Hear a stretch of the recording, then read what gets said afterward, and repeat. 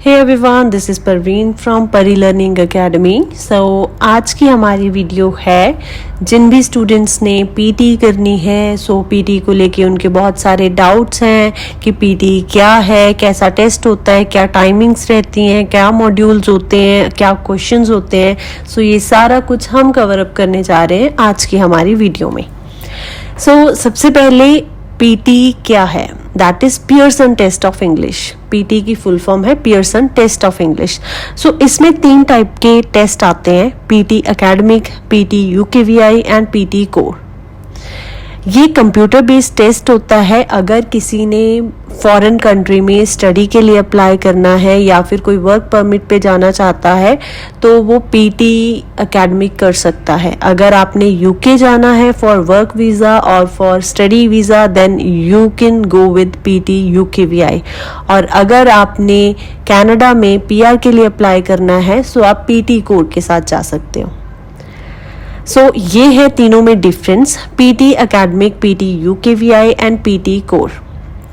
ये तीनों ही computer based test हैं और तीनों में ही 4 मॉड्यूल्स होते हैं, speaking, writing, reading and listening. इनमें डिफरेंस सिर्फ इतना है कि PT UKVI that I have already mentioned that UKVI is for United Kingdom visa and immigration and PT core for Canadian PR. अगर आप कनाडा की पीआर के लिए अप्लाई करना चाहते हो instead of IELTS GT, instead of CELPIP you can go with PT core. 4 modules हैं इसमें तीनों में ही।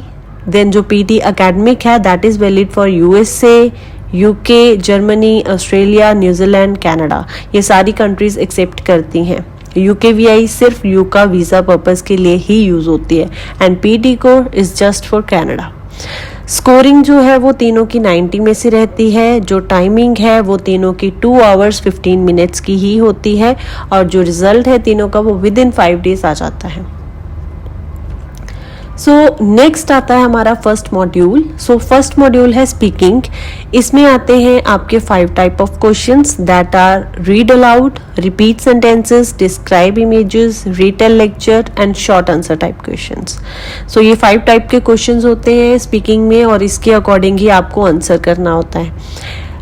इसकी जो पूरी डिस्क्रिप्शन होएगी, एक्सप्लेनेशन जो भी है क्वेश्चंस की कि कैसे क्वेश्चंस आते हैं, कैसे स्ट्रक्चर होता है क्वेश्चंस का, that I let you know in the upcoming video. Next है राइटिंग मॉड्यूल। सबसे पहले आपका स्पीकिंग मॉड्यूल ही आता है वहाँ पे। सेकेंड आपका आता है summarise the written text writing में और ऐसे राइटिंग। नेक्स्ट आती है आपकी रीडिंग। जो रीडिंग है उसमें भी आपके 5 टाइप ऑफ क्वेश्चंस आते हैं। फर्स्ट आपके आएंगी reading and writing blanks. Reading and writing इसलिए क्योंकि जो इसमें फर्स्ट फिलअप्स होती हैं, फिलिंग द ब्लैंक्स होती हैं, इसके मार्क्स आपके राइटिंग में भी जाते हैं। सेकेंड आपका आता है मल्टीपल चॉइस जिसमें आप मल्टीपल आंसर चूज कर सकते हो। थर्ड आपका आता है रीऑर्डर पैराग्राफ्स। फोर्थ आपका आता है fill in the blanks and fifth आपका है मल्टीपल चॉइस जिसमें सिर्फ आपने सिंगल आंसर ही चूज करना होता है। This is all about reading module. Next one is listening. Listening में 8 टाइप ऑफ क्वेश्चंस आते हैं। फर्स्ट आपका है summarise spoken text. Next is multiple choice जिसमें आपने मल्टीपल आंसर चूज करने होते हैं। थर्ड आपके आती है फिलिंग द ब्लैंक्स। फोर्थ आपका आता है highlight correct summary. Then fifth is multiple choice जिसमें आपने सिंगल आंसर चूज करना है।